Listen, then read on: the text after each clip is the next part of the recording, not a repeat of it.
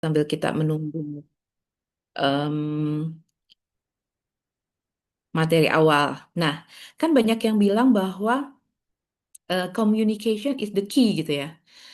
Komunikasi adalah kunci, kunci dari berbagai keberhasilan dalam membina relasi, membina hubungan gitu ya. Em, apakah ibu-ibu semua di sini setuju dengan pernyataan itu? Boleh tunjuk tangan yang setuju.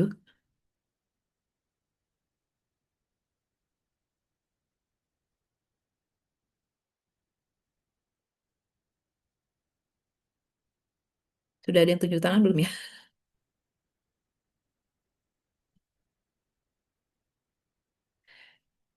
Gimana? Apakah ibu-ibu setuju dengan intinya adalah eh, yang penting komunikasi gitu? Setuju. Setuju ya? Setuju Oke, banget. setuju banget. Ada yang lainnya? Berapa orang nih? Bu Sarah yang ini saya karena lagi buka ini. Mayoritas setuju sih, Bun. Oke, Lucu. ada nggak? Oke, baik. Ada nggak yang nggak setuju?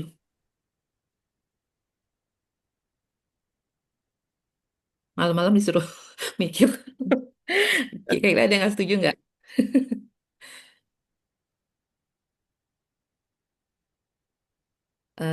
Oke.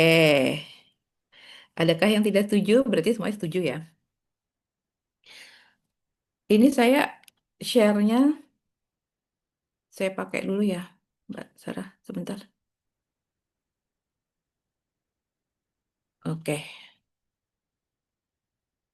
Ya, sudah terlihat kah?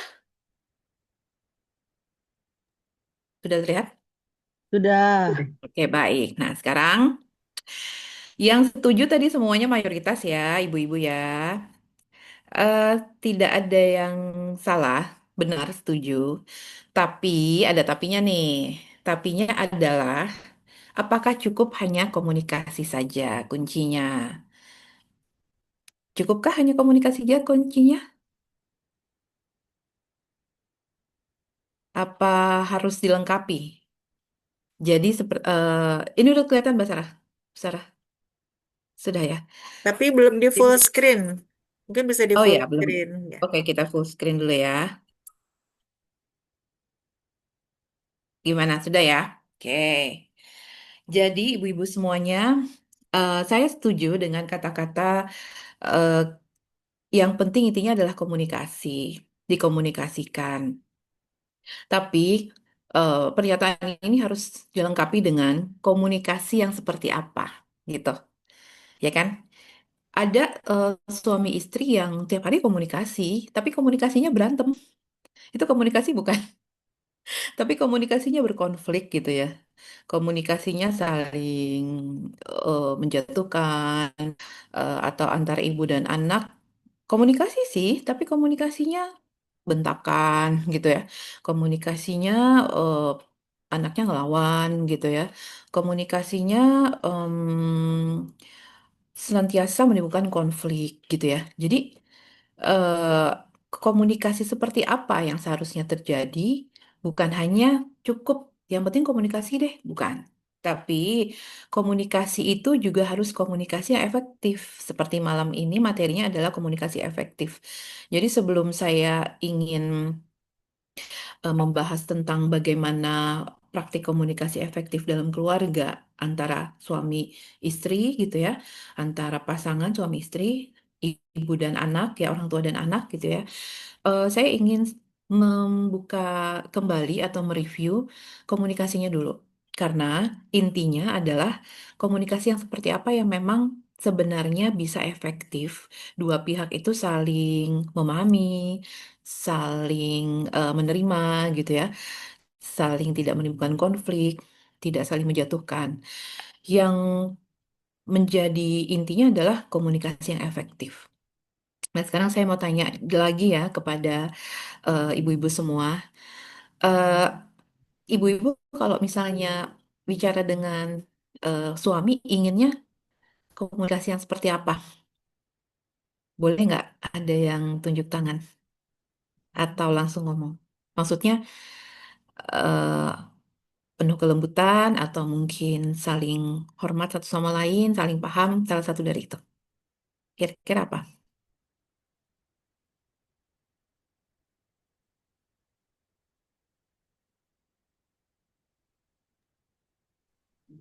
Oke, kita bahas dulu ya. Komunikasi dua arah pengennya sih, Bu. Dua arah, jadi jangan satu pihak ya, Oh, Bu. misalnya suaminya yang pendiam banget gitu udah ngomong bingung ini setuju apa enggak pokoknya gitu deh pengennya dua arah jadi ada timbal balik gitu kita bicara ini nanti direspon mau setuju mau tidak Oke. ada tanggapan gitu loh. Oke, baik, direspon. Karena kita kayaknya lebih seru ngomongnya sama, sama perempuan ya, Bu Yuni ya. Iya, Karena direspon, oh kalau perempuan kan kita cerita dikit nih, terus direspon. Oh gitu ya, minimal ada anggukan gitu ya. Atau iya. ada, oh gitu, iya juga ya. Nah gitu ya. Kalau Tapi suami kalau, kan soalnya saya pengalaman sendiri ya suami saya itu iya. pendiam banget. Jadi makanya pas materi ini kayaknya enak banget nih materi mudah-mudahan ntar suami saya denger Amin, gitu. Bu. Ya, Oke jadi deh, seperti sip. itu. Jadi memang nanti insya Allah saya akan banyak lebih kepada eh, contoh kasus, ya, contoh-contoh keseharian seperti apa. Namun harus dipahami nih, komunikasi yang efektif yang dua-duanya saling bisa menanggapi, gitu ya, saling merespons diantaranya dan saling paham itu yang seperti apa. Karena gini, Bu Yuni, kadang mungkin kita sebagai perempuan itu ingin cepat direspon, tapi kita kurang paham timingnya tepat nggak, suami lagi ngapain. Karena kan seperti otak perempuan dan laki-laki yang kemarin dibahas, laki-laki itu tidak bisa ketika dia lagi fokus apa, kita ajak bicara, jadi dia kesannya tidak mau merespon gitu ya, atau mungkin ada yang sedang dipikirkan dalam otaknya gitu ya. Jadi kadang-kadang memang kita mungkin ada hal-hal lain yang perlu kita perhatikan seperti itu. Karena memang kadang eh, basicnya atau dasarnya laki-laki memang tidak eh, memiliki kemampuan verbal seperti kita gitu ya. Jadi nanti kita bahas bersama. Nah itu tadi satu ya. Mungkin ada satu lagi yang lain, komunikasi seperti apa sih yang diinginkan gitu ya. Tadi kan saling merespon gitu. Oke. Satu lagi,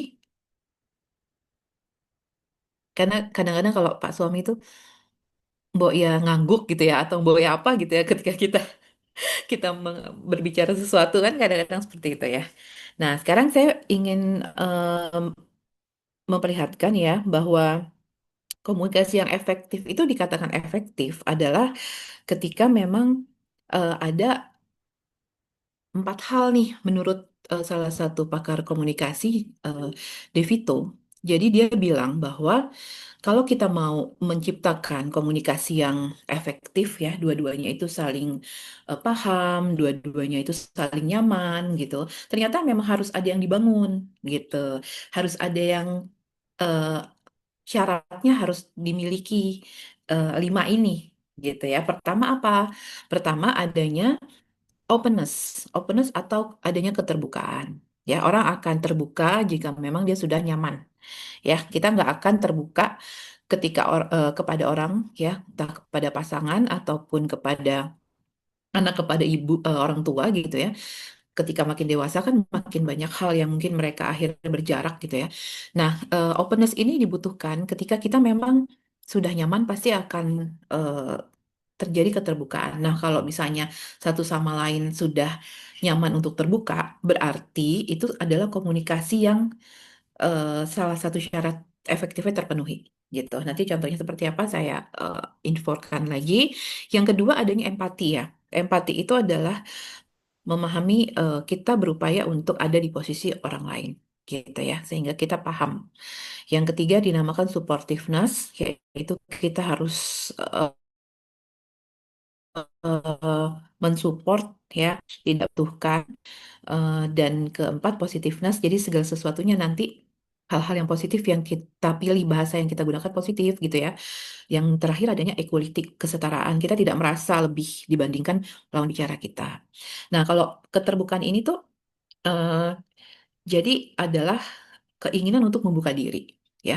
Kalau kita baru menikah gitu ya, apalagi misalnya prosesnya ada yang proses ta'aruf gitu ya, ada yang kenalnya juga sebentar gitu ya. Nah, PR banget nih adanya keterbukaan. Karena keterbukaan ini nggak semata-mata muncul dalam jangka waktu yang singkat. Kalau misalnya kita sudah nyaman, kita akan terbuka untuk menyatakan apa yang ada dalam isi hati kita. Misalnya saya kayaknya kurang srek deh kalau Abi begini gitu ya. Saya kayaknya kok nggak nyaman ya kalau misalnya seperti ini. Atau kebalikannya, saya suka deh kalau misalnya dibawain oleh-oleh gitu. Saya suka deh kalau misalnya apa. Jadi ada keterbukaan yang membuat kita tuh akhirnya dipahami oleh lawan bicara kita. Jadi salah satu PR dari perempuan adalah pengennya lawan bicaranya itu jadi cenayang gitu ya. Paham, pokoknya harus tahu lah gimana. Padahal kan kadang suami juga bingung ya maunya apa gitu ya. Tapi kalau kita nggak open apa yang kita mau, apa yang kita tidak suka, eh, akan sulit ya untuk saling memahami. Ya mungkin laki-laki agak sulit untuk lebih terbuka dibanding perempuan. Nah, perempuanlah yang sebagai seorang istri itu men-trigger suami untuk, oh dia ternyata sudah ini ya. Dia ternyata sukanya ini, nggak sukanya ini gitu ya, nggak nyaman kalau begini, nyaman kalau begini gitu. Nanti lama-kelamaan men-trigger suami untuk juga mau membuka diri seperti itu. Jadi secara jujur menyatakan apa yang ingin disampaikan. Nah, tapi openness juga tidak cukup karena harus empati gitu ya. Empati merupakan kemampuan seseorang untuk mengetahui apa sih yang sedang dialami orang lain pada suatu saat tertentu dari sudut pandang orang lain itu melalui kacamata orang lain. Jadi kalau baru pulang capek, tiba-tiba kita memberondong dengan pertanyaan-pertanyaan yang butuh pemikiran yang sangat ini gitu ya. Apalagi misalnya ada masalah dengan anak atau kita mau nanya gimana ini pendapat Abi, gimana ini pendapat ayah. Jadi si ini gini terus saya mesti gimana? Baru pulang gitu ya, baru capek gitu ya, otak juga masih hang seperti yang kemarin dikatakan. Berarti kita tidak empati ya, tidak empati dan tidak berupaya untuk oh kalau lagi capek gitu tunggu aja dulu ya untuk apalagi kita membahas masalah-masalah yang butuh pemikiran dan diskusi mendalam. Tidak salah ketika tidak ditanggapi dengan sesuai yang ingin kita inginkan karena kitanya sendiri juga tidak empati terhadap lawan bicara kita seperti apa kondisinya seperti itu. Jadi eh, empati itu sangat dibutuhkan ya bagaimana kita memiliki kemampuan atau skill ya orang lain itu seperti apa, bagaimana sih kita tidak bisa merasakan ketika seseorang memakai sepatu terus kakinya sakit, kita bilang kok jalannya begitu ya gitu ya. Kita nggak tahu ya apa yang dialami sampai kita coba pakai sepatu dia gitu ya. Seperti itu. Jadi ternyata ada masalah dengan sepatunya misalnya. Nah, seperti itu ya. Jadi ada kisah ya seorang di kereta gitu. Di kereta suatu saat di kereta ada bapak-bapak seorang ayah yang sangat murung sekali penampilannya membawa anak tiga anak. Anaknya itu lari-lari ya di gerbong kereta berlarian pokoknya mengganggu penumpang kereta yang lain sampai orang-orang tuh kesel sama si bapak ini. Kenapa sih kok begitu sekali nggak perhatian sama anaknya gitu ya? Anak kecil-kecil didiemin, dia ternyata bengong sendirian. Dan ternyata semua tuh kesel sama bapak itu. Ya pasti yang ngeliat juga kesel ya, kenapa anaknya tidak ditertibkan. Dan ternyata ketika ada yang tanya, bapak itu baru saja kehilangan istrinya. Gitu ya. Jadi intinya adalah kita harus tidak boleh menjudge cepat gitu ya, menghakimi suatu keadaan tanpa kita berusaha paham apa yang dialami oleh lawan bicara kita gitu ya. Bisa jadi dia tidak menanggapi karena ada hal-hal yang memang sangat berat di pikirannya yang memang dia butuh waktu gitu ya dan justru butuh kita untuk meriliskan apa yang atau misalnya dia butuh yang dibutuhkan kadang misalnya ruang ruang untuk dia berdiam dulu sampai dia bisa recharge lagi dan siap untuk berkomunikasi lagi seperti itu. Karena dari buku yang saya baca, Women Are From Mars itu sorry, Men Are From Mars, Women Are From Venus, itu menyatakan bahwa laki-laki kalau sedang ada masalah, biasanya dia kayak naga yang ngumpet di goa gitu ya. Naga ngumpet di goa, yang mungkin kita kasih waktu aja dia untuk berdiam diri dulu sampai dia merasa siap untuk keluar lagi. Karena kalau kita gangguin, naga itu keluar apa? Api ya. Keluar api ya. Jadi kayak yang malah jadi aduh tunggu dong gitu ya. Ini lagi ada yang saya karena memang laki-laki cenderung ketika ada masalah itu dia berupaya untuk menyelesaikan secara eh, naluri laki-laki problem solver gitu ya. Tapi kalau perempuan butuh untuk mengungkapkannya seperti itu. Nah, dua-dua hal ini perlu dipahami. Nah, itu yang dibutuhkan antara suami dan istri. Suami harus memahami bahwa perempuan butuh didengar, dengar aja, nggak usah dinasihatin. Itu juga sudah rilis. Dan perempuan juga perlu paham bahwa laki-laki itu perlu ruang sementara gitu ya untuk dia merefleksikan diri ketika ada sesuatu. Nanti kalau dia merasa memang sudah tidak bisa ini baru dia akan tanya gitu ya. Atau sebentar saya selesaikan dulu apa namanya masalah ini saya sendiri gitu. Sepengalaman saya pernah terjadi ketika suami kok kayaknya agak berbeda ya sikapnya gitu pulang kerja gitu ya seminggu 2 minggu. Ternyata memang dalam 2 minggu itu baru dia cerita bahwa dia hampir mau di PHK gitu ya. Jadi ada teman sorry, ada bidang HRD-nya yang kayaknya mau mem-PHK dia dengan alasan yang sebenarnya dibuat-buat gitu ya. Dan saya bilang kenapa tidak cerita dari awal gitu. Ya karena memang nggak mau membani ya dan berupaya untuk nih ada solusinya nggak nih. Nah ketika sudah ada solusinya bahwa dia tidak jadi, baru dia cerita gitu ya. Jadi itu kayak naga. Jadi naga itu memang begitu ternyata. Ibaratnya tadi ya masuk ke dalam ini dulu dan dia akan nanti keluar ketika pada saatnya dia siap untuk keluar gitu ya. Dalam hal ini ngomong terbuka gitu ya. Nah, yang ketiga sikap mendukung atau supportiveness. Jadi kalau kita sudah terbuka, nah komunikasinya tuh eh, apa terbuka untuk mendengar pandangan dan pendapat yang berlawanan gitu ya. Jadi kalau misalnya ada pendapat yang berlawanan jangan langsung dibantah gitu ya. Kita dengerin dulu, kita cerna baru nanti kita diskusi bersama gitu. Jadi apalagi ke anak biasanya kalau ke anak tuh kan namanya kita beda gap year atau generasi ya. Kadang-kadang kita bingung kalau misalnya kok pendapat mereka begini ya. Iya, karena kan mereka eh beda generasi dan beda input ya. Kita dulu nggak ada internet, mereka ada internet, sumber referensinya banyak. Jadi pasti pemikiran berbeda. Kita harus pertama lebih empati, kedua support. Oh ya, apa yang kamu tahu tentang ini gitu. Eh, nggak langsung menjudge. Hmm, kayaknya kamu sekarang kok pemikirannya seperti itu ya gitu ya dan sebagainya dan sebagainya. Nah berikutnya sikap positif ya. Jadi menghargai keberadaan serta pentingnya orang lain ya. Jadi kata-kata yang kita keluarkan itu jangan sampai menyakiti ya, menyakiti pemilihan katanya juga jangan sampai menjatuhkan seperti itu. Terakhir adanya equality atau kesetaraan. Nah, ini sangat PR buat kita orang tua kepada anak. Karena apa?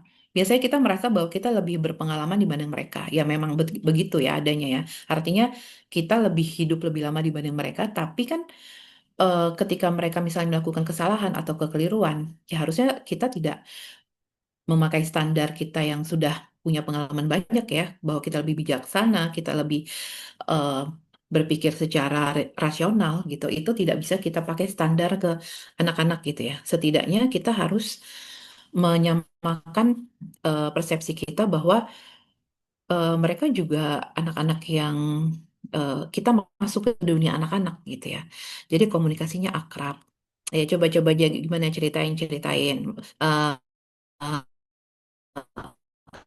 Umi mau dengar ya pengalamannya gitu ya.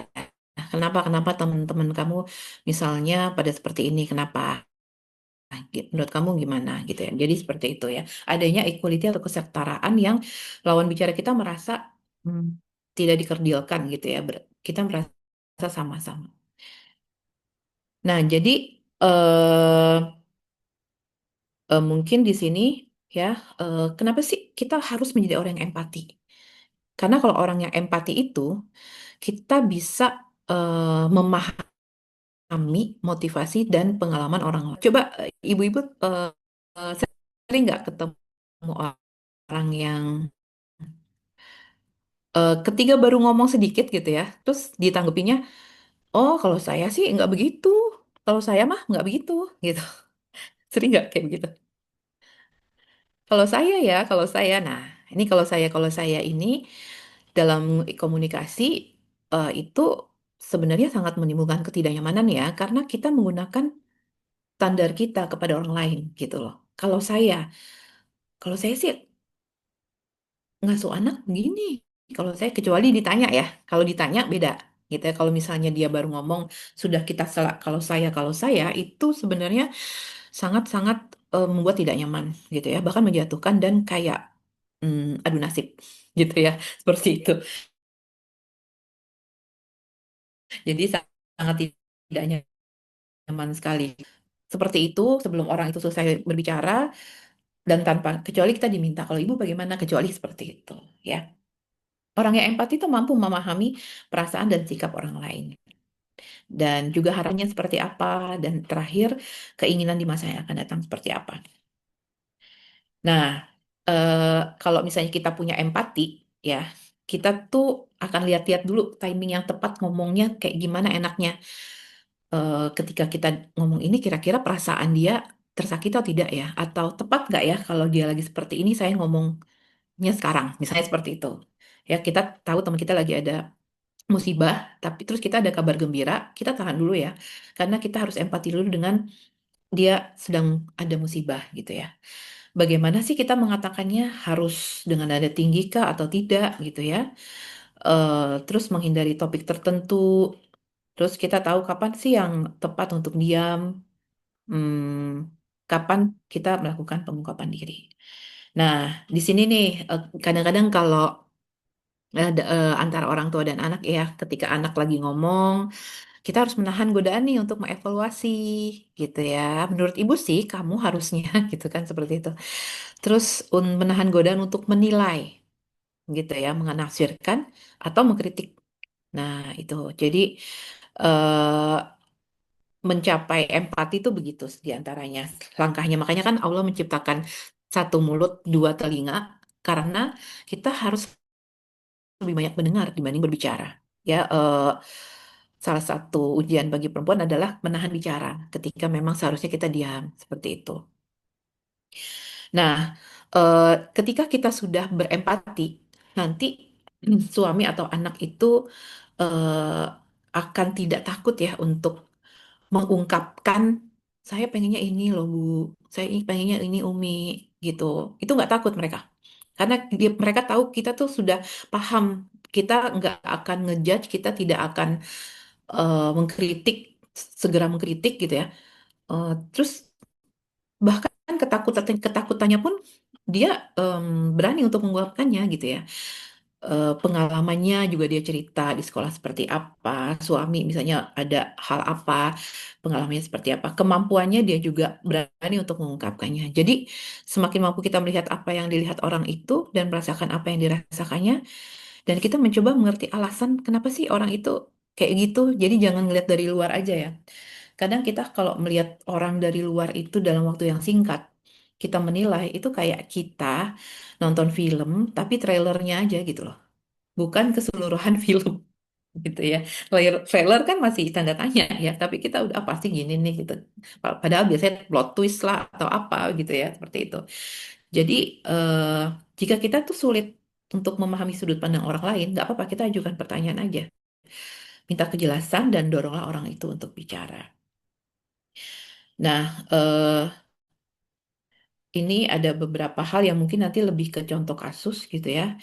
Em, Merefleksi balik kepada pembicara, perasaan dan intensitasnya yang menurut kita sedang dialaminya. Adek, ibu lihat kok sedang sedih gitu ya. Misalnya pulang sekolah anak kita kayaknya kok beda, murung gitu ya. Eh iya, kenapa gitu ya? Kenapa sedih? Hmm, sedihnya kenapa gitu ya?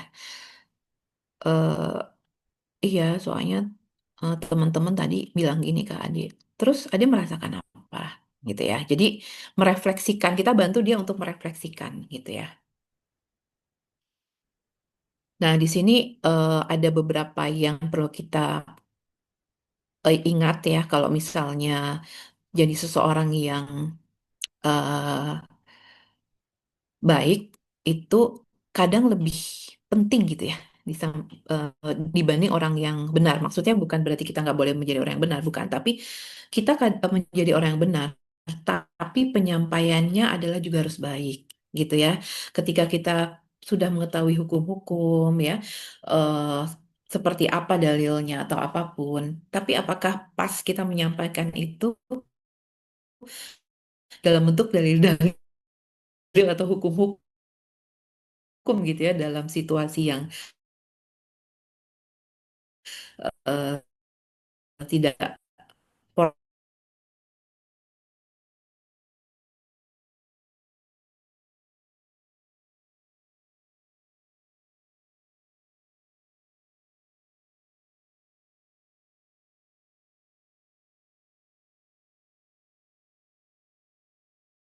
sudah remaja yang tidak betah duduk berlama-lama dengan orang tuanya, ada nggak kira-kira? Maksudnya baru duduk sebentar udah banyak nasihat gitu ya, gitu. Jadi kenapa misalnya ada anak remaja malas lama-lama duduk sama Umi atau sama Abi baru sebentar udah banyak dalil misalnya gitu ya. Bukan berarti kita nggak boleh ya, tapi ada waktunya gitu ya. Ada waktunya kita ngomongnya receh-receh aja gitu ya. Ada waktunya memang kita masih nasihat. Bahkan yang dicontohkan oleh Rasulullah adalah memberikan nasihat itu ada beberapa waktu yang sangat efektif ketika dalam jalanan gitu ya. Ketika suasana hati sedang enak, apalagi kalau ke anak laki-laki, jangan sampai kita ngasih nasihat ketika dia lagi lapar, gak bakal didengar. Yang ada dia akan melawan. Kenyangkan dulu perutnya, gitu ya. Baru mau ajak pelan-pelan, gitu. Seperti itu. Jadi, to be kind is more important than to be right. In many times what people need. Kadang-kadang orang butuh tuh bukan pemikiran yang brilian ya, tapi berbicara dengan hati yang tulus, gitu. Seperti itu.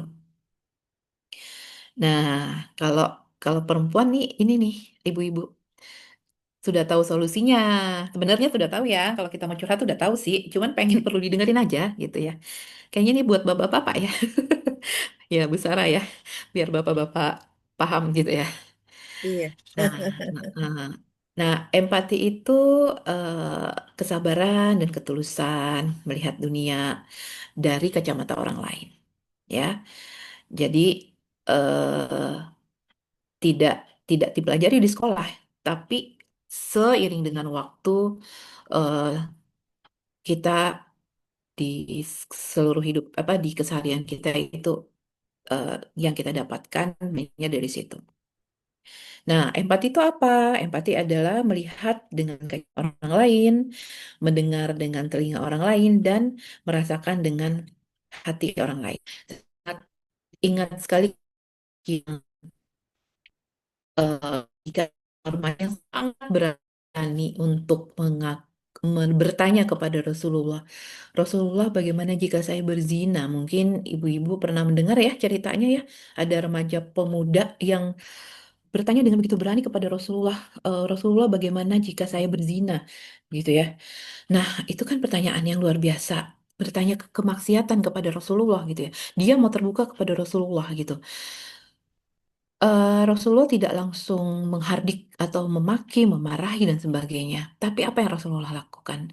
Rasulullah bertanya, bagaimana jika ibumu dizinahi? Bagaimana jika adikmu dizinahi? Adik perempuanmu? Bagaimana jika anakmu kalau tidak salah ya? Apa yang kau rasakan? Apa yang kau lakukan gitu ya? Akhirnya si pemuda itu tidak jadi. Nah, ini adalah komunikasi yang luar biasa yang Rasulullah contohkan ya.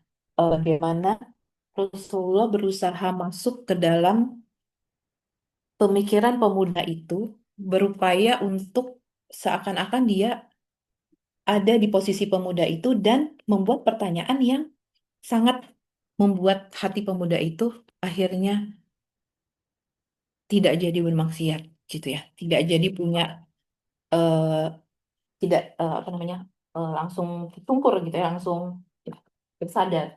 Ini bentar ya baterainya habis. Bentar ibu-ibu baterainya lowbat.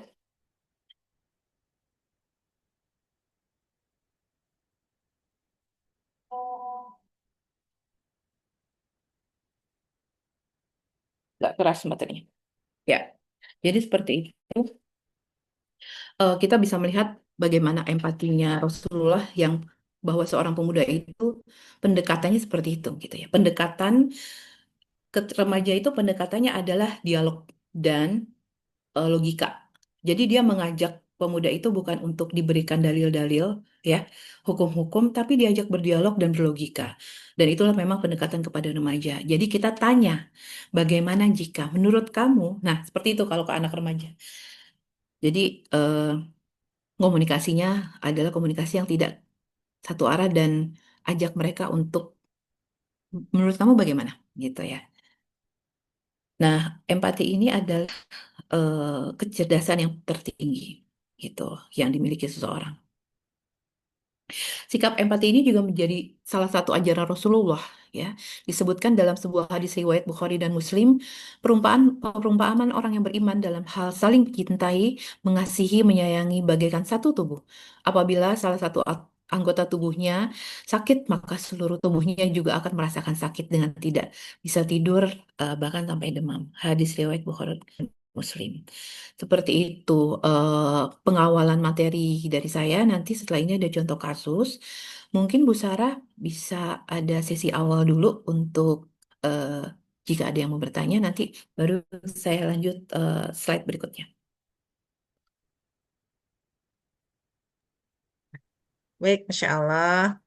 Luar biasanya ini baru sesi awal aja sudah ini ya, kita tercerahkan ya tentang komunikasi bersama pasangan dan anak-anak ya. Masya Allah. Silahkan ibu-ibu yang ingin bertanya bisa langsung ke sini.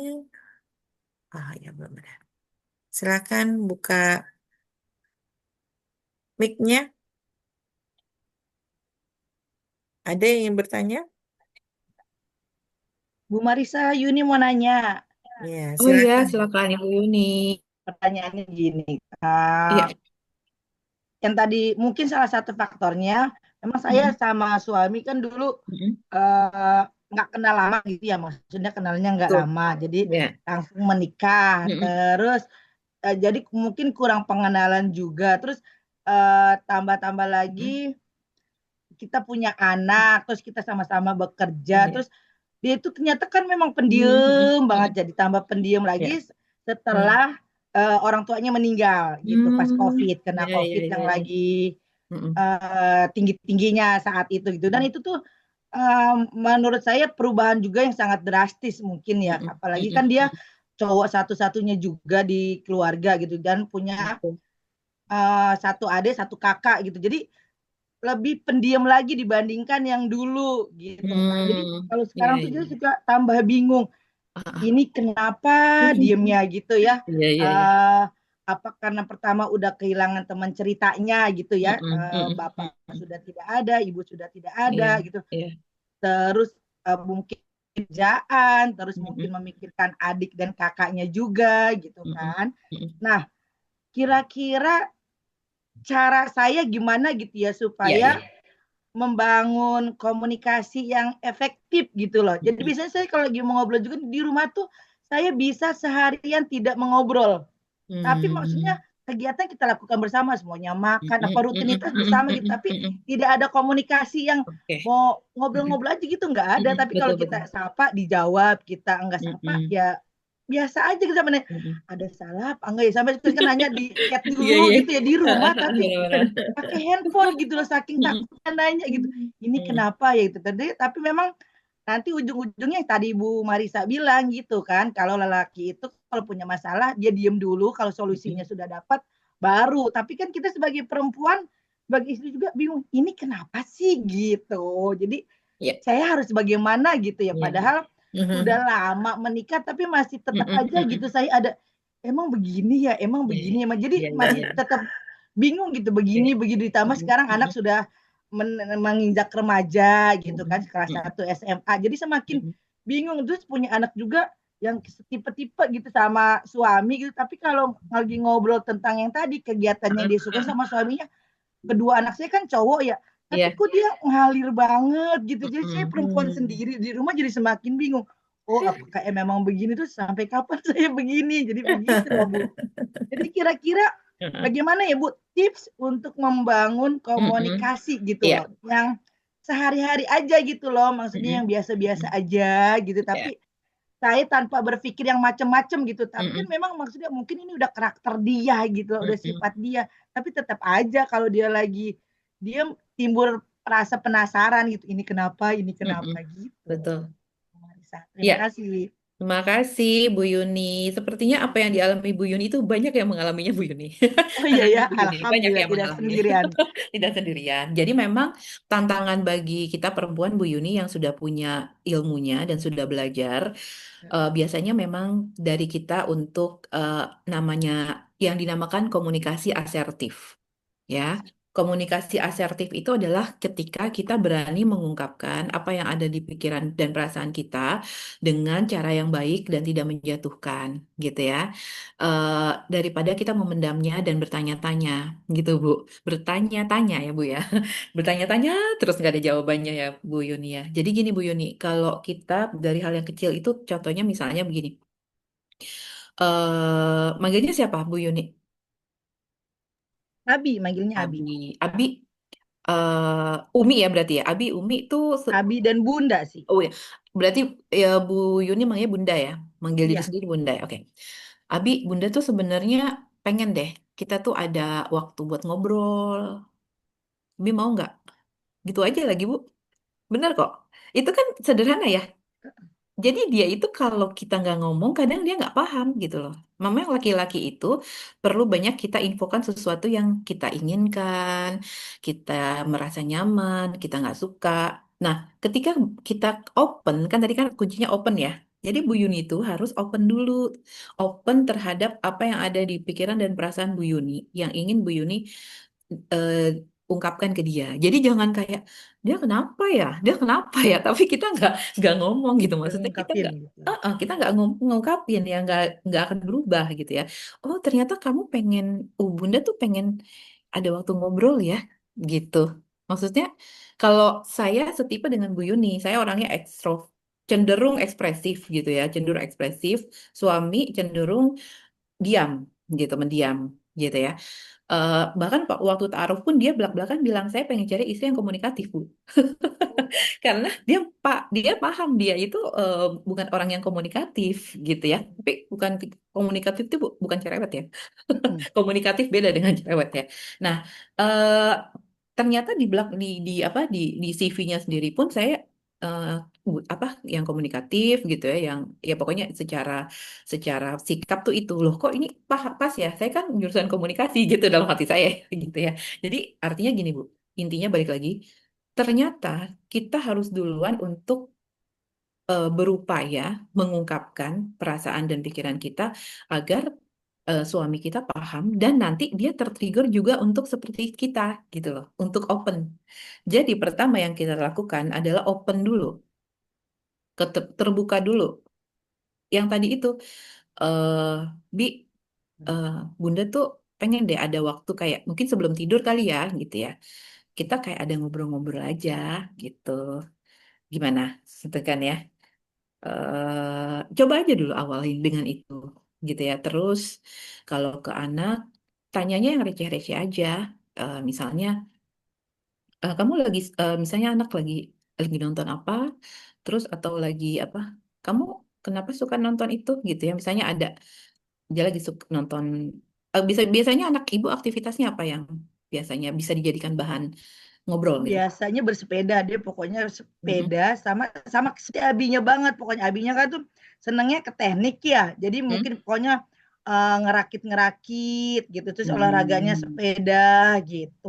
Hmm. Nah, Ya, ya, ya. sedangkan saya memang bertentangan banget. Saya sama yang rakit-rakit sama Ya, teknologi ya. gitu nggak suka banget gitu. Jadi mungkin ya ini kayaknya yang bikin kita Ya. nggak cocok gitu kan, komunikasinya mungkin kalau diceritain juga Oh. nggak akan sama gitu loh. Nggak akan ngerti lah Bunda Iya, gitu. iya. Sebenarnya nggak harus kita juga mekanik juga, Bun.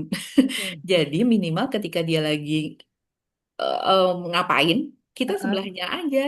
Kamu kok bisa sih kayak gitu? Keren banget deh, gitu. Gitu aja, gitu. Maksudnya hal-hal yang apresiatif gitu. Ibu, ibu nggak kepikiran loh, itu kamu tekun gitu ya, ngerjain itu.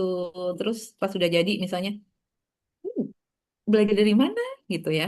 Udah, gitu. Tapi kita adalah untuk membuat bonding aja, mengapresiasi apa yang sesuatu yang dia suka, yang menurut kita itu bisa jadi penyambung komunikasi kita di awal untuk kesana-kesananya nanti bisa berkembang kepada komunikasi-komunikasi yang lain gitu. Contoh misalnya saya punya anak suka anime, film-film anime Jepang. Saya juga suka.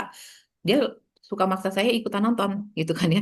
Ibu nonton juga dong. Aduh, ibu banyak kerjaan. Kamu ceritain aja coba. Ibu maunya kamu yang ceritain. Iya benar ya Bu ya. Habis aku ceritain ntar ibu sekali-sekali nontonnya iya. Padahal enggak sih Bu gitu ya. Jadi kayak kita pura-pura ini aja tertarik gitu ya. Dengan tujuan apa? Ngobrol-ngobrol kayak itu dengan tujuan untuk membangun bonding, bukan bertujuan untuk memang kita pengen tahu masalah itu, enggak terlalu ya, saya enggak terlalu suka gitu ya, tapi yang tujuan saya adalah biar biar dia ngomong aja yang dia suka apa.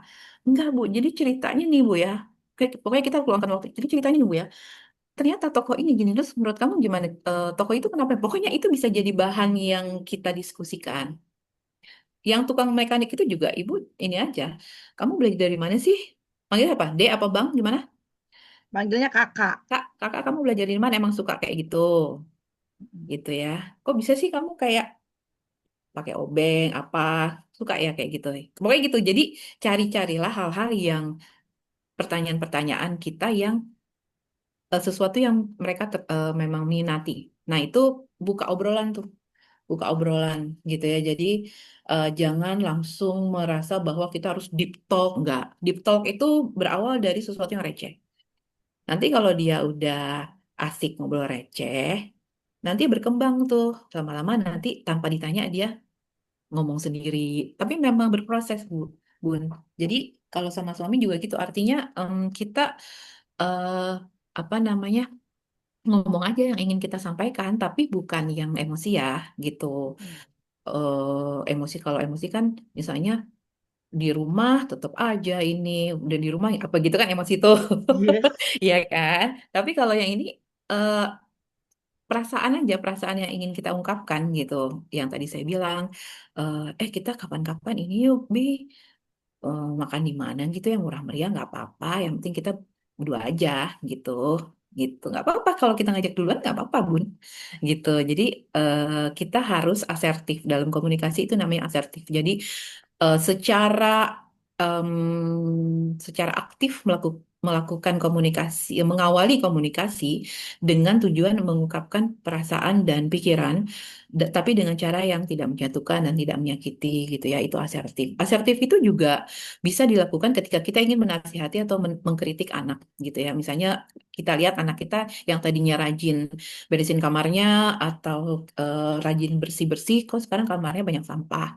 Ya, kita bisa aja memilih apa yang ingin kita sampaikan kepada anak, mau yang suportif, positif, apa mau yang menjatuhkan. Kalau menjatuhkan, eh, ini kamar jadi kayak kapal pecah begini ya, gitu ya. Misalnya, walaupun memang kapal pecah, Bun, tapi kan kita nggak mau dia jadi kayak yang nggak suka gitu Tak ya. sudut. Ha-ha. Tapi kita bisa bilang, dulu perasaan kamu rajin deh, Kak.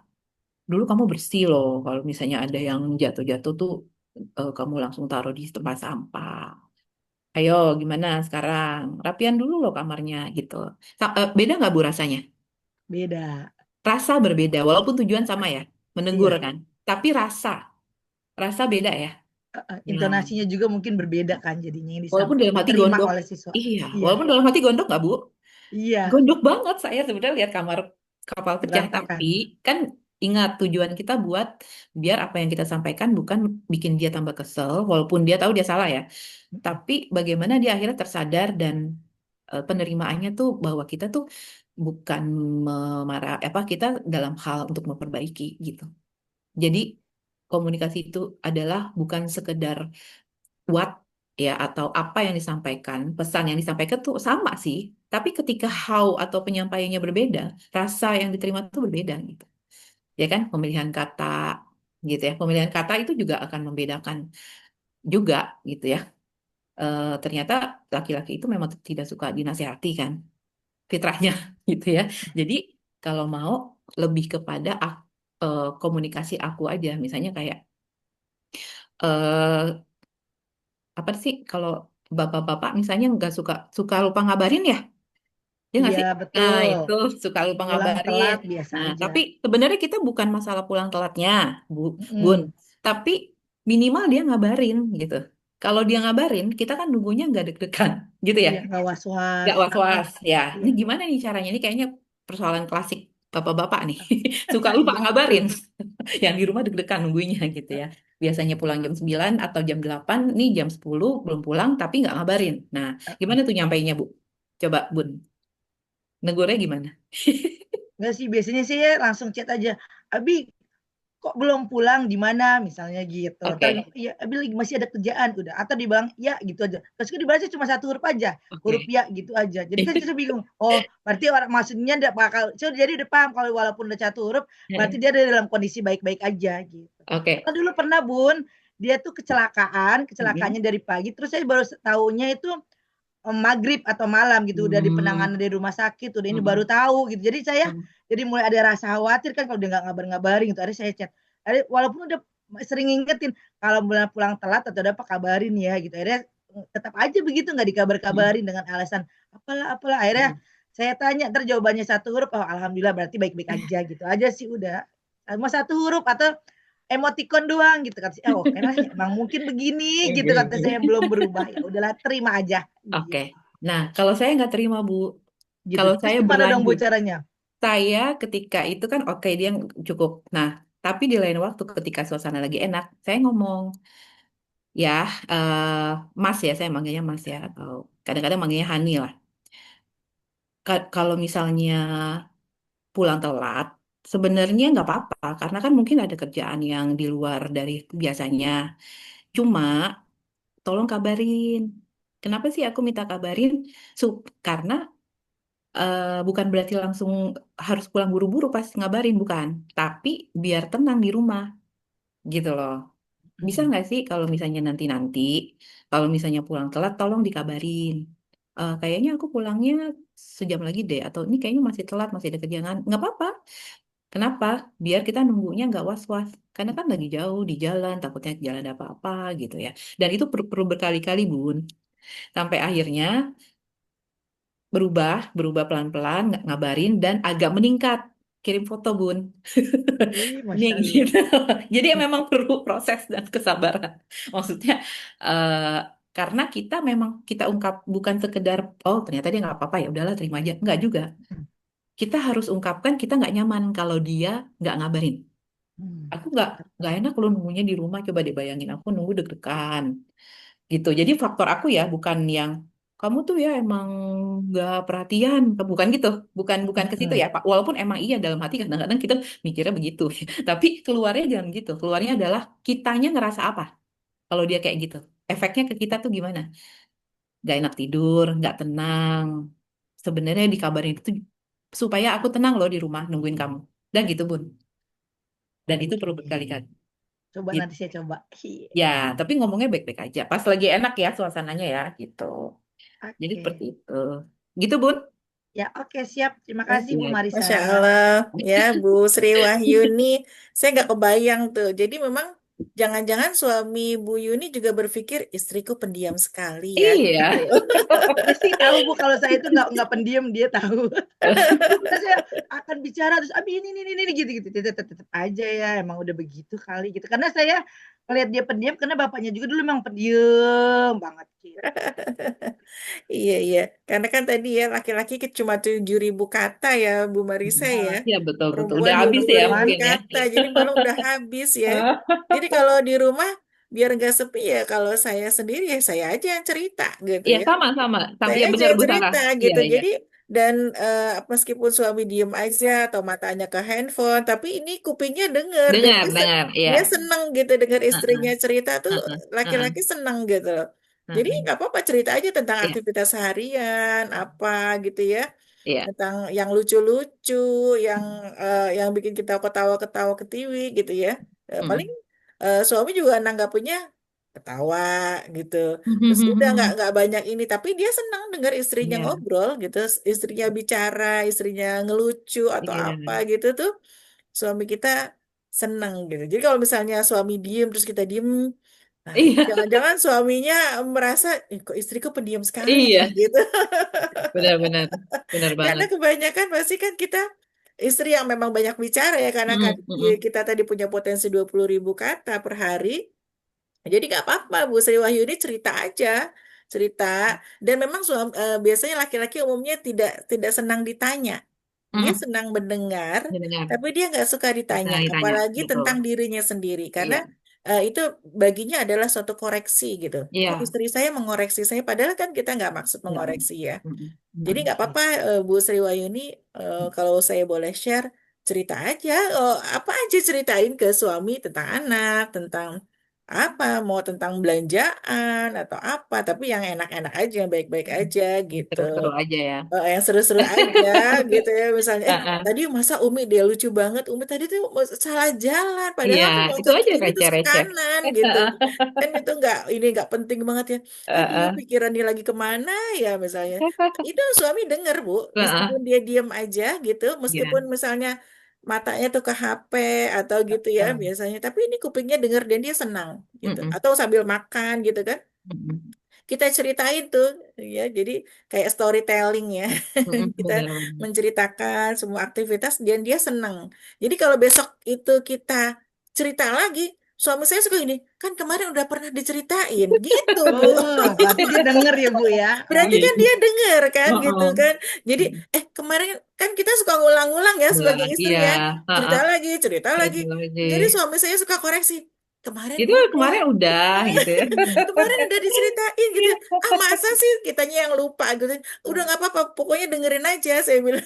Nggak apa-apa, dengerin aja gitu ya. Nggak apa-apa. Jadi Bu Sri Wahyuni jangan ragu untuk Mm, mm. berbicara. Nggak usah nanya-nanya suami saya kenapa. Nggak usah nanya. Nggak Emang usah. begitu. Memang setelannya begitu. Fitrahnya begitu. Oh, fitrahnya. Setelan semua laki-laki begitu ya. Jadinya harus kita yang memperbanyak wawasan, Mm, mm. Iya, wawasan itu kepada suami. Jadi iya, cerita aja yang lucu-lucu, yang receh-receh.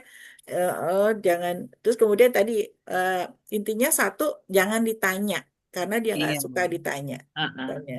Kita Kayak aja yang misalnya, ngungkapin ya. Dikoreksi. Kita yang ah, ngungkapin aja. jadi misalnya tanya kenapa sih Bi ini Iya, pulangnya telat? Kenapa iya. sih gini? Kenapa nggak? Itu sesuatu yang buat dia Ah, ah. membuat gak nyaman gitu. Iya. Jadi nggak usah ditanya, kita aja yang cerita, kita aja Mm. yang cerita.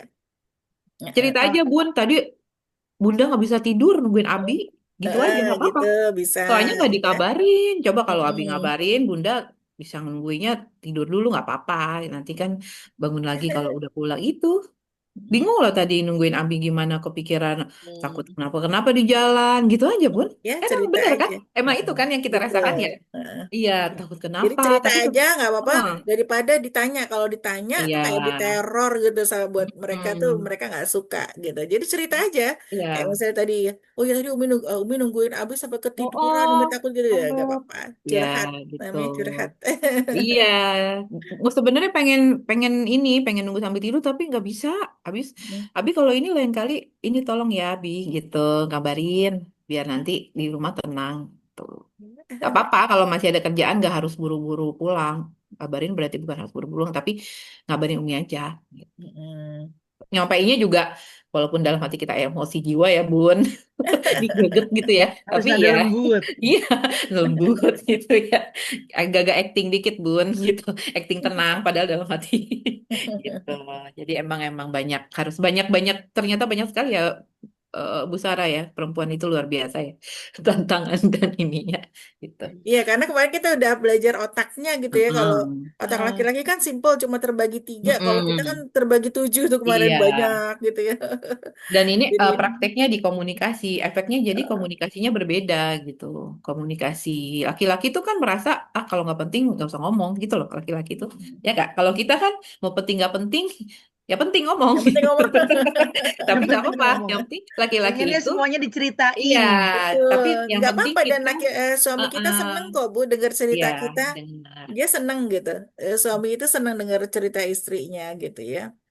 Cerita apa ya, aktivitas rumah, tapi ya itu tadi ya, lihat jangan, waktunya juga ya, bukan timing. bukan meneror, bukan menanya dia gitu, Mm-mm. atau Iya, sampai menghakimi gitu iya, misalnya. iya, iya. Misalnya kayak Uh-uh. menghakimi itu misalnya gini, Abis sih tadi kayak gini-gini, itu menghakimi kan. Oke. Abis sih tadi nggak ngabarin. Nah, Iya, itu udah menghakimi beda. tuh. Heeh. Tapi Jadi ceritain jangan kitanya mulai aja itu. ya. Heeh. Kita tadi Jadi gini. jangan jangan jangan menyerang, bahasanya Iya, nggak iya. menyerang. Heeh. Jadi Ya, lebih kepada aku nggak bisa tidur. Tadi nungguin Abi gitu. curhat. Cepat aja Bun gitu. Abi ntar lain kali kalau telat, kalau emang masih ada kerjaan nggak apa-apa. Tapi dikabarin ya. eh, Bunda dikabarin gitu. Kita berusaha lemah lembut gitu ya. Berusaha ya. Walaupun. Nah, Oh iya, terus ini satu lagi ya Bu Marisa ya, mungkin iya. komunikasi yang disukai oleh suami itu adalah memulai dengan wajah yang senyum. Oh iya itu paling suka tuh Mm-mm. kalau lihat Jadi istri kalau senyum. apa namanya ya mau itu ya mengawali dengan senyum ya, senyum aja sambil Mm-mm. sambil ngobrol sama suami itu senyum, ketawa-ketawa sendiri Mm-mm. gitu ya. Makanya Walaupun memang suami mukanya datar ya. datar, tapi dia senang dalam hatinya senang, ya. Iya. Jadi sampai kalau suami saya sendiri tuh setiap pulang kantor dia suka lihat wajah saya dulu gitu. Ya, Wajah saya senyum apa senyum, enggak nih? lagi senyum apa enggak gitu. Kalau Ya, senyum ya udah betul. surga tuh di rumah ya. Iya, betul. Kalau udah istrinya senyum berarti Udah di tuh. rumahnya lagi ada surga. Jangan sampai pulang-pulang capek sampai rumah istrinya nggak senyum cemberut, wah itu udah Betul. double ini ya, double Heeh. Jadi aduh gitu double ya, double. nggak nyaman Ya, ya. ya. Baik, Masya Allah.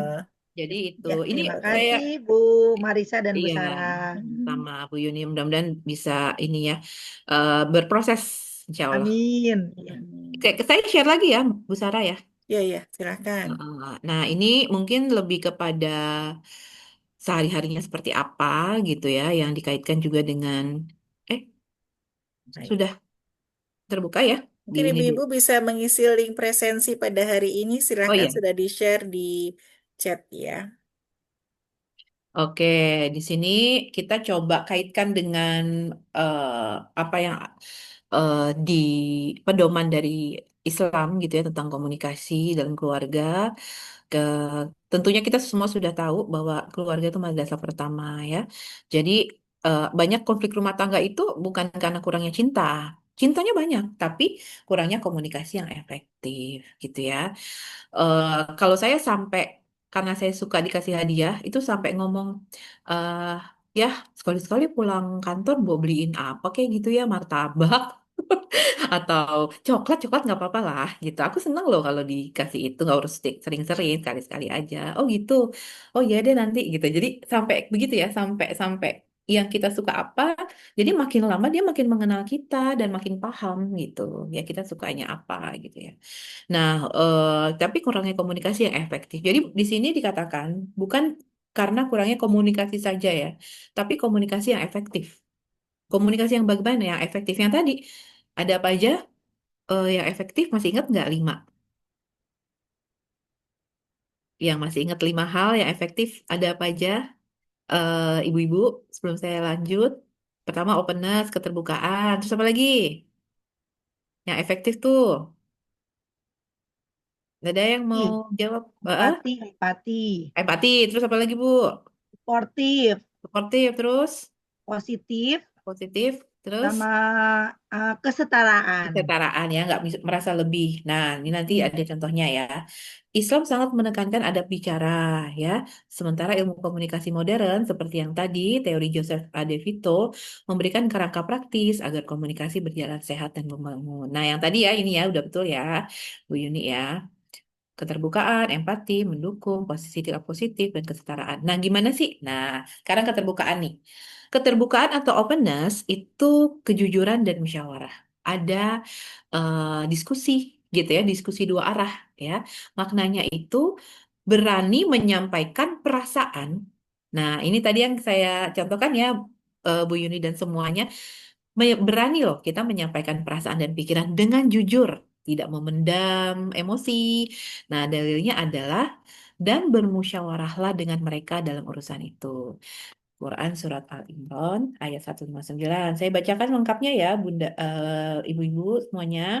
Di sini itu sebagian dari artinya, tapi lengkapnya adalah begini bunyinya.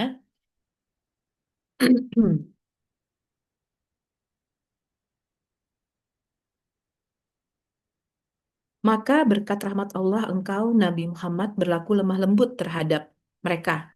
Seandainya engkau bersikap keras dan berhati kasar, tentulah mereka akan menjauh dari sekitarmu. Oleh karena itu, maafkanlah mereka. Mohonkanlah ampunan untuk mereka dan bermusyawarahlah dengan mereka dalam segala urusan penting. Kemudian, apabila engkau telah membulatkan tekad, bertakwalah kepada Allah. Sesungguhnya Allah mencintai orang-orang yang bertawakal. Ya, jadi keterbukaan atau openness itu ada dalam Al-Quran itu di salah satunya di ayat Quran surat Al-Imran ayat 159, bahwa memang kita dianjurkan untuk bermusyawarah. Nah, kalau bermusyawarah berarti kan menyampaikan pendapat ya, pikiran. Bermusyawarah bukan hanya hal-hal yang kayak rapat gitu, tapi dengan pasangan kita juga bermusyawarah sebenarnya. Gimana ya Bia? Bunda bingung deh, Umi bingung deh.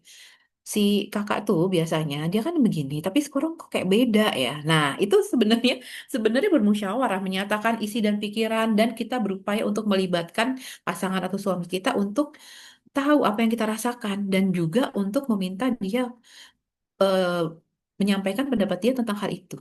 Itu hal-hal yang sangat apa namanya sangat sederhana ya, tapi itu adalah hal-hal yang bisa mengikat masing-masing dari kita komunikasi. Kayak misalnya ketika saya ada anak yang sedang di pondok gitu ya, yang paling kecil. Nah, ada saatnya dia pas telepon dia bilang, aku nggak betah bu, gimana? Sampai ada keluar apa aku pindah aja. Nah, itu kan sesuatu yang, waduh berat juga nih ya. Saya nggak mau mendampingi sendiri. Saya harus diskusikan gimana ya.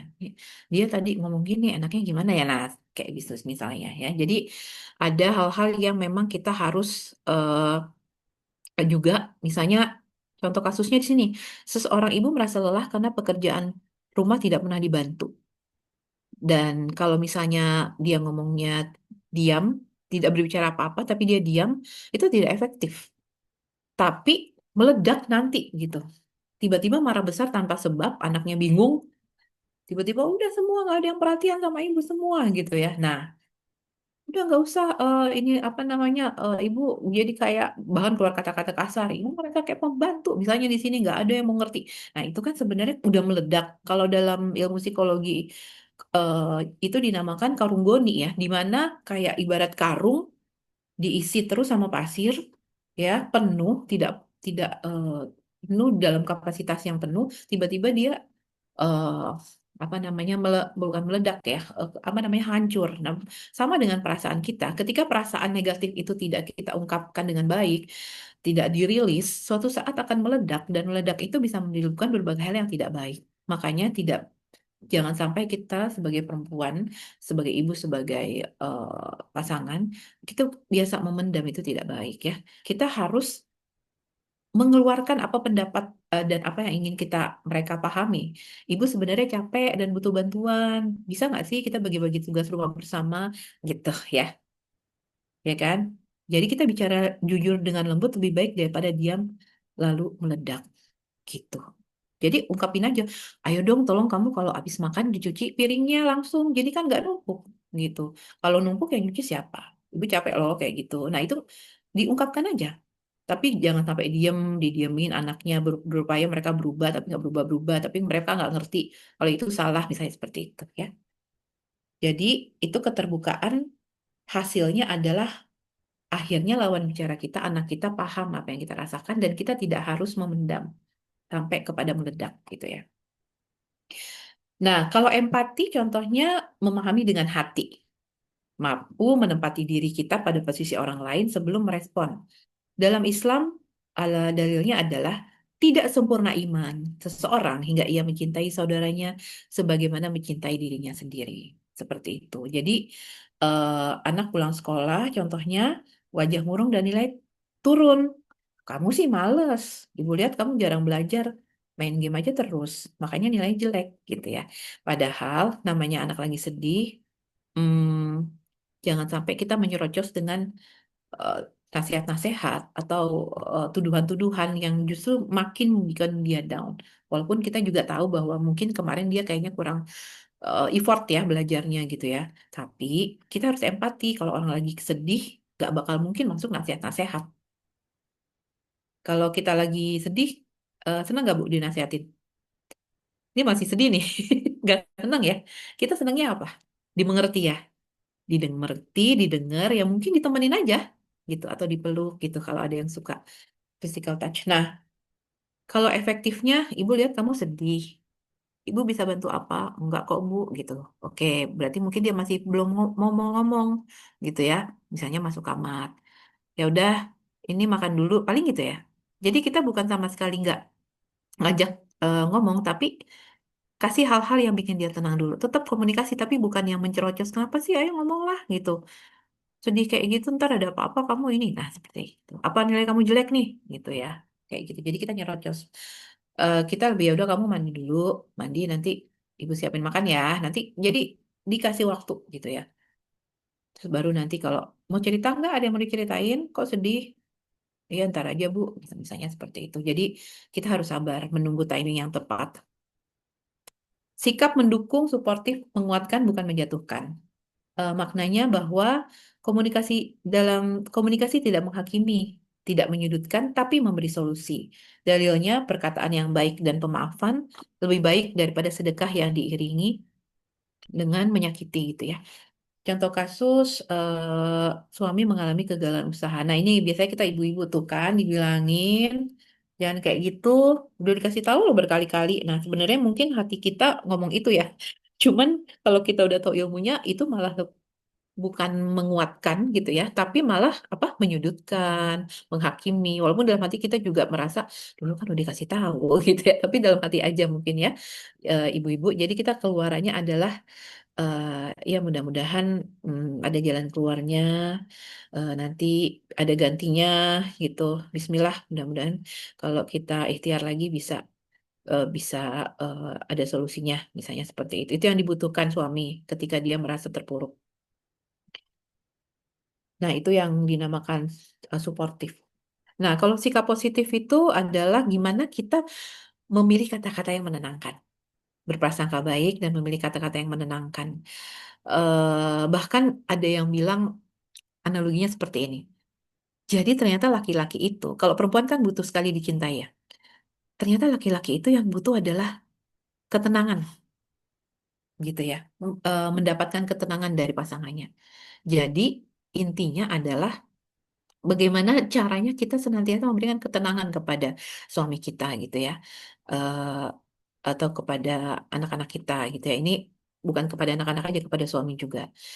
Jadi kalau di Al-Isra ya ayat 53, katakanlah kepada hambaku agar mereka mengucapkan perkataan yang lebih baik. Misalnya anak memecahkan gelas atau menumpahkan sesuatu gitu ya, kita kan pasti refleks gitu ya. Aduh, kamu nu selalu kayak gini ya, ceroboh lah apa gitu ya. Eh, Efektifnya adalah eh, ya udah dirapiin aja lain kali hati-hati, coba diberesin. Ya, walaupun dalam hati kita juga agak gemes gitu ya. Tapi itu ujian kita karena kata-kata ibu adalah doa bagi anak. Nah, yang terakhir adalah adanya equal saling menghargai. Setiap anggota keluarga dihargai pendapatnya. Di Quran Surat Al-Hujurat ayat 13, sesungguhnya orang yang paling mulia di sisi Allah adalah yang paling bertakwa.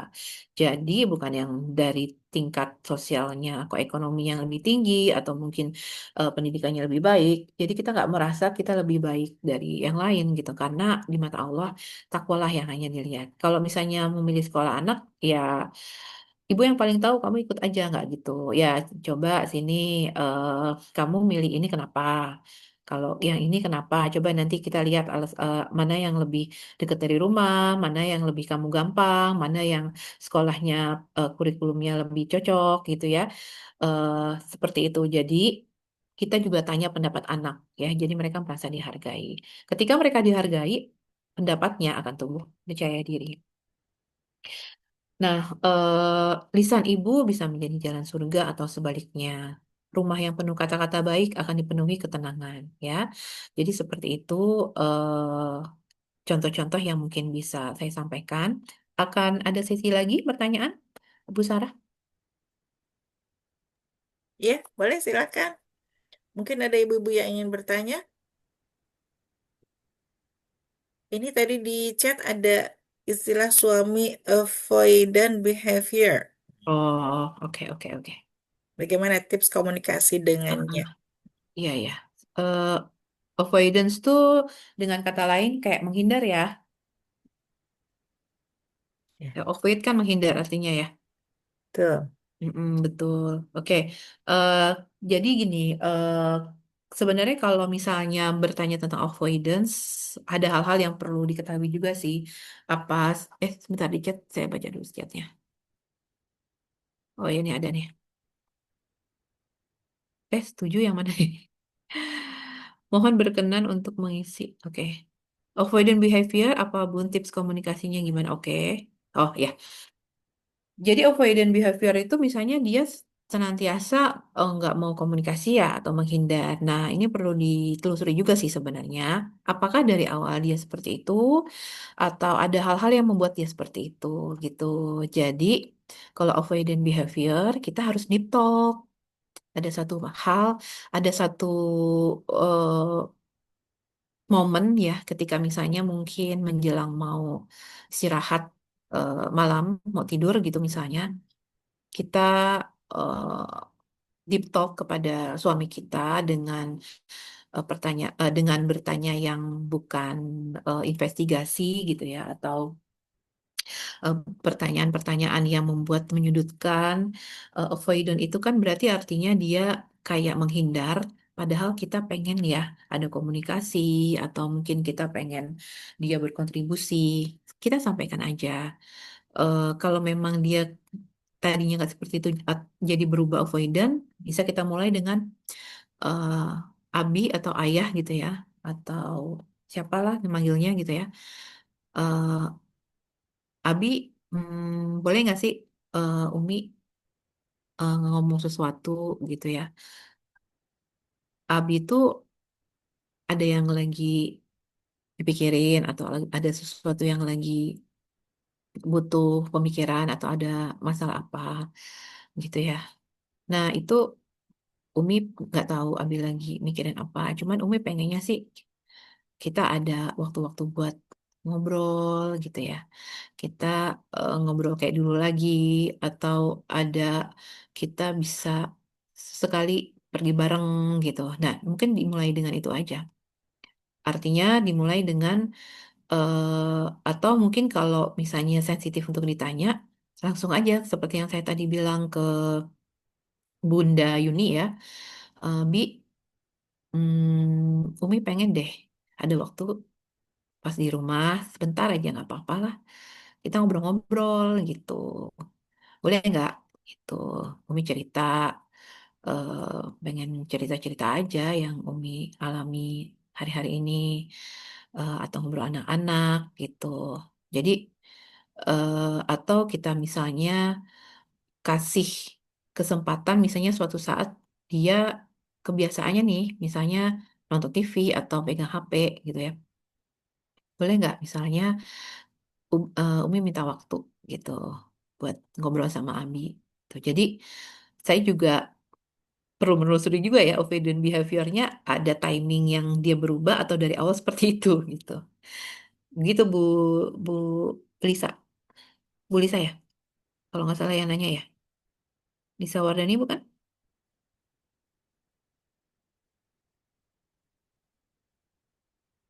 Atau misalnya bilang kita udah lama ya nggak ngobrol bareng atau pergi berdua gitu. Harus berani mengungkapkan keinginan kita. Mm-mm. Iya, ini avoidant behavior ini satu gangguan kepribadian juga ya, Bu Marisa ya. Jadi memang Oh ya. Mm-mm. apa kalau udah gangguan kepribadian kan berarti kita yang oh ini harus tahu nih memang orangnya eh, mungkin dia punya trauma.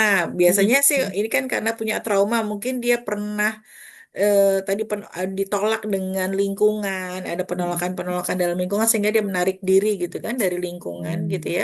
Iya, iya. Jadi sehingga dia lebih nyaman, agak beda tipis sama orang introvert ya, Oke. beda beda tipis sama orang introvert ya, yang lebih Ah, apa namanya. Tapi ini memang ya. suatu gangguan kepribadian kalau avoidant behavior Oh, ini.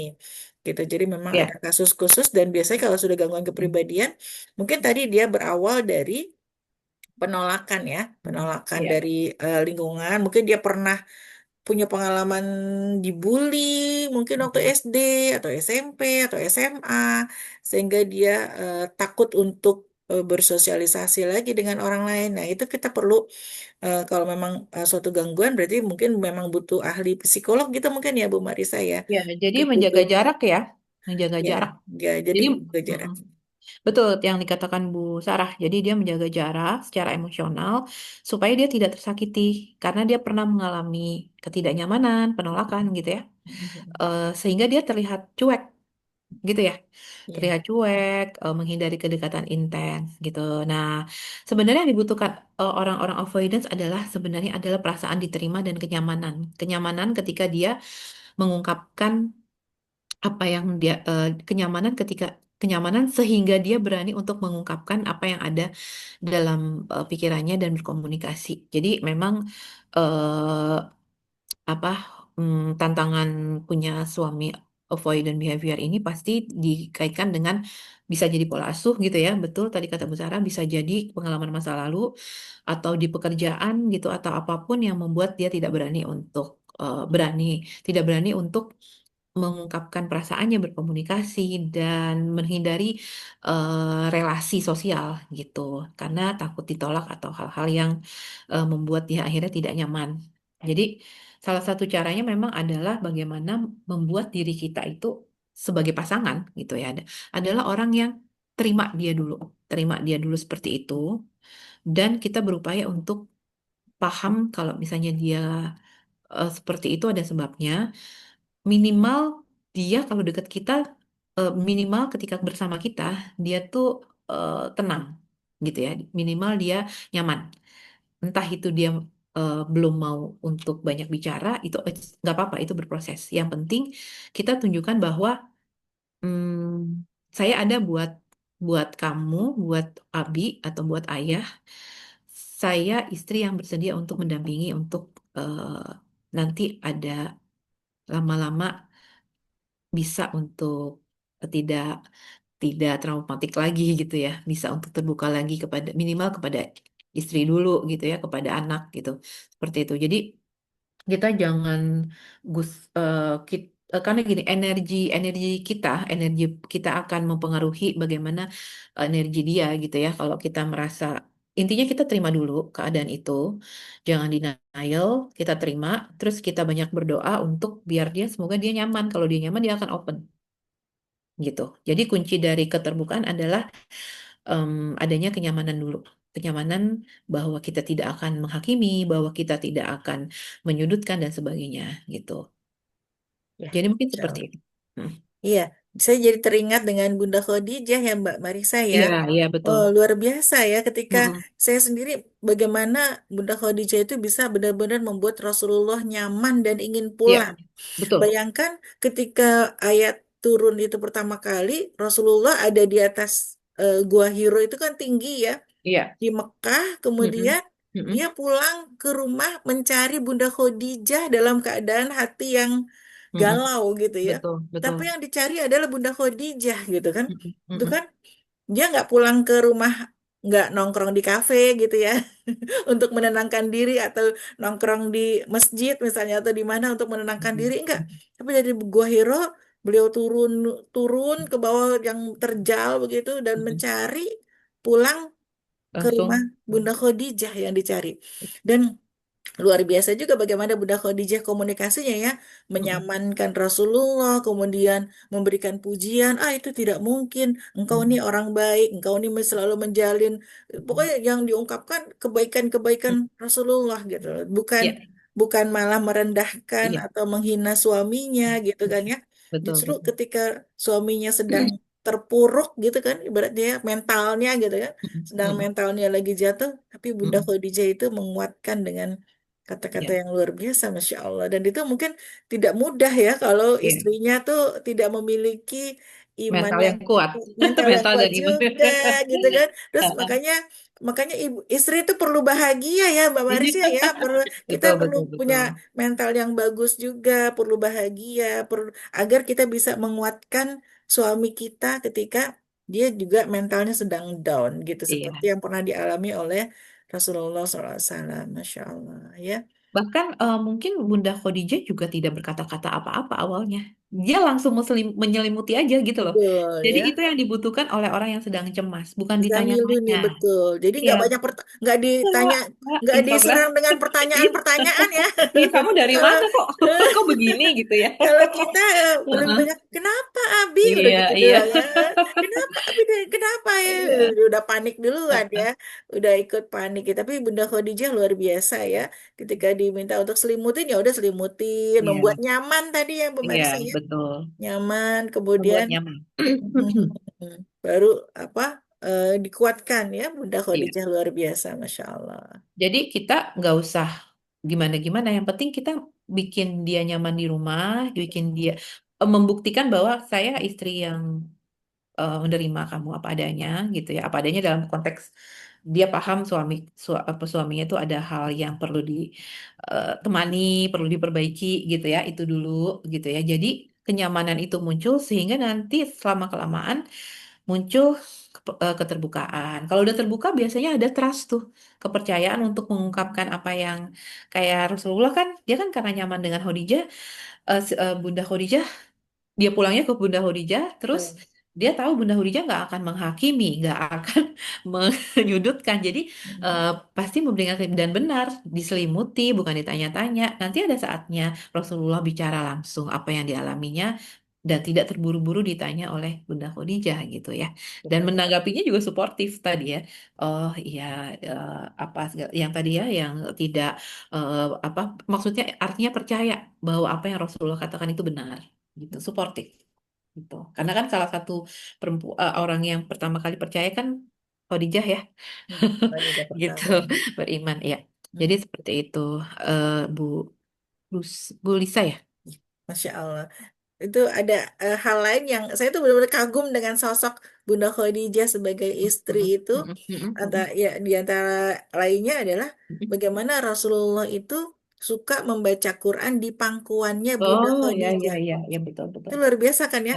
Ah, ah. Kayaknya saya belum bisa itu. Karena bukan apa-apa karena pikirannya mau ngerjain ini ngerjain itu ya Ya. jadi kadang mungkin gak semua istri ya Mhm, apa eh, mhm, mau menyediakan pangkuannya untuk mhm, suaminya gitu mhm. sampai Iya iya iya. Rasulullah itu ya eh, pengen suka tidur di pangkuannya Bunda Mhm. Khadijah gitu. Iya iya. Subhanallah, Saking bihamdihi. nyamannya ya. Saking nyamannya, pasti Bunda Nyaman. Khadijah juga nggak mungkin Iya banyak ngomong tuh. iya.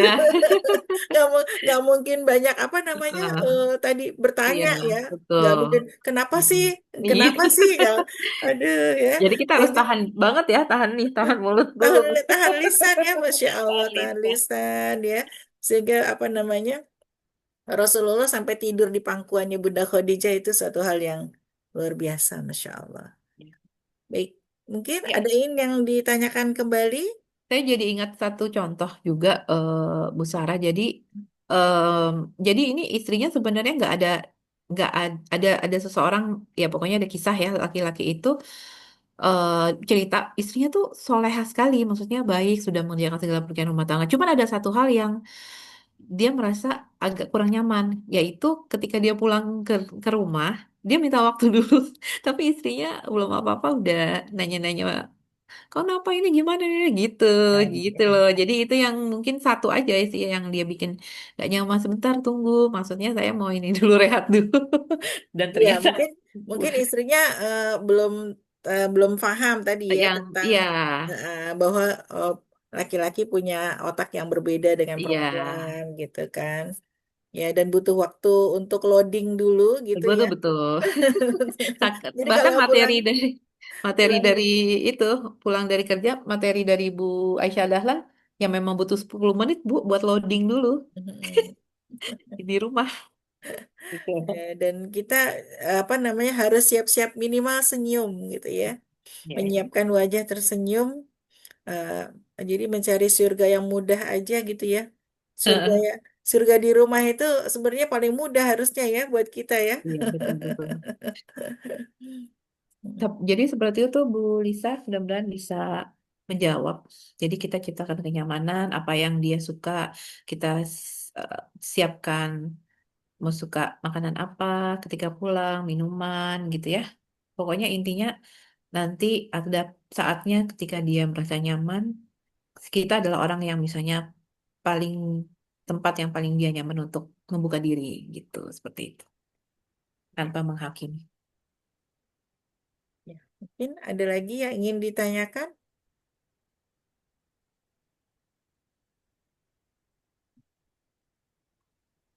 Ya, sudah tidak ada. Ya, tadi tadi kata kuncinya adalah sakinah ya, Ya, ketenangan yang dibutuhkan oleh iya. eh, pasangan dan anak-anak kita tentunya gitu ya. Iya. Nah, karena kemarin kita bahas juga bahwa anak-anak kita tidak butuh ibu yang sempurna, tapi ibu yang bahagia ya. Yang Betul. ibu bahagia, kalau kita bahagia kan kita bisa tenang ya menghadapi Iya. segala sesuatunya gitu ya. Nah, karena itu kita perlu belajar terus ya. Baik, mungkin bisa disudahi Mbak Marisa Iya. atau Mm. gimana? Iya. Eh, Kalau ada Alhamdulillah ya, ingin sudah ada sesi lagi yang tiga. kasus-kasus atau gimana sudah ya? Oh, Oke. sudah. Itu aja paling ini ada beberapa yang saya buat penutup ya, mungkin ya. Sudah kelihatan? Ini ada Sudah. beberapa hal yang kita bisa doakan buat kita doa gitu ya, ya Allah, lembutkanlah lisan kami, lapangkanlah hati kami, dan jadikan keluarga kami keluarga yang sakinah mawaddah warahmah seperti itu. Karena di Al-Quran itu disebutkan yang sering disebutkan adalah eh, diciptakan pasangan agar hati menjadi tenang. Jadi sebenarnya tenang sih, gitu ya, tenang ya. Cinta itu jarang disebutkan di Al-Quran gitu ya, tapi lebih ketika membicarakan tentang pernikahan, bukan cinta sih yang muncul kata-katanya, tapi tenang, Inahnya. sakinah ya. Karena bisa jadi dia eh, saling mencintai, tapi nggak tenang gitu. Ya kan, Betul. karena komunikasinya buruk ya, karena tidak saling memahami, jadi ketenangan itu tidak ada. Tapi kalau tenangnya sudah ada, insya Allah bisa saling memahami, memaafkan gitu ya, dan juga bisa saling menghargai seperti itu. Saling menghargai, Itu sayang, aja, saling menghormati ya. menghormati. Saling. Karena Baik. kalau suami itu lebih lebih penting untuk bukan dicintai ya, tapi dihargai. Gitu. Baik. Kalau perempuan kan Betul. dicintai, tapi laki-laki butuh sangat dihargai apapun kondisinya. Seperti itu mungkin insya Ya, Allah bulan Allah baik. membimbing kita menjadi istri dan ibu yang senantiasa sesuai dengan apa yang disyariatkan dalam Islam sehingga bisa menjadikan keluarga ini menjadi jalan ke surga kita insya Allah amin. Wabillahi taufiq wal hidayah. Wassalamualaikum warahmatullahi wabarakatuh. Waalaikumsalam warahmatullahi wabarakatuh. Alhamdulillahirrahmanirrahim. Syukran jazakillah khair kepada Ibu Dr. Marisa Puspitasari yang sudah share ilmunya yang luar biasa ya. Insya Allah banyak sekali pencerahan untuk kita semua ya. Eh, yang apa mudah-mudahan kita bisa belajar terus ya, diingatkan lagi ya, mungkin kita udah pernah belajar dulu tapi aduh, oh iya ya, banyak lupanya gitu. Udah pernah belajar tapi lupanya, apalagi kalau udah emosi ya, emosi itu kan membuat kita banyak lupa ya. Udah kalau lagi Ya, marah emosi, ya Allah, astagfirullahalazim, tadi ya mungkin banyak ada kata-kata yang eh, lisan kita nih yang kurang baik itu keluar gitu kan ya, karena emosi yang tidak terkendali seperti itu ya. Alhamdulillah ya, diingatkan kembali, kita belajar lagi terus. Semoga kita bisa memperbaiki terus ya komunikasi kita dalam keluarga, baik terhadap pasangan maupun terhadap anak-anak kita semuanya. Masya Allah. amin. Ya, dan semoga kita semua bisa menjadi keluarga yang sakinah, mawaddah, warahmah ya, dan penuh kasih Amin. sayang. Terima kasih sekali lagi kepada Bu Marisa. Sama-sama, Terima Bu kasih Sarah. kepada semua Iya. ibu-ibu yang sudah hadir pada sekolah ibu pada malam hari ini. Meskipun sudah ngantuk-ngantuk ya, Masya Allah, tapi semuanya tetap semangat eh, belajar ya. Dan Alhamdulillah hari ini ada yang dapat door prize, yaitu Bu Sri Wahyuni. Ya, dan untuk yang Sama.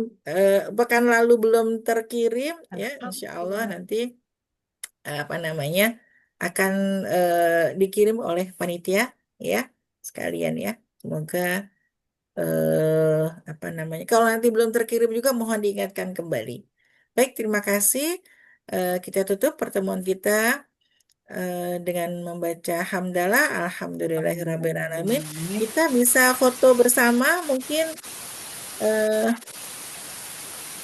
apa namanya, bisa ada yang mau buka kamera, silahkan. Ya, silahkan yang berkenan buka kamera. Sudah? Baik ya, satu, dua. Oke, ya. Baik, sekali lagi terima kasih. Saya tutup dengan baca istighfar. Astagfirullahaladzim. Subhanakallahumma wa bihamdika. Asyhadu an la ilaha illa anta. Astaghfiruka wa atubu ilaik. Assalamualaikum warahmatullahi wabarakatuh. Mohon maaf kalau ada salah dan kekurangan. Selamat beristirahat, Ibu-ibu. Ya.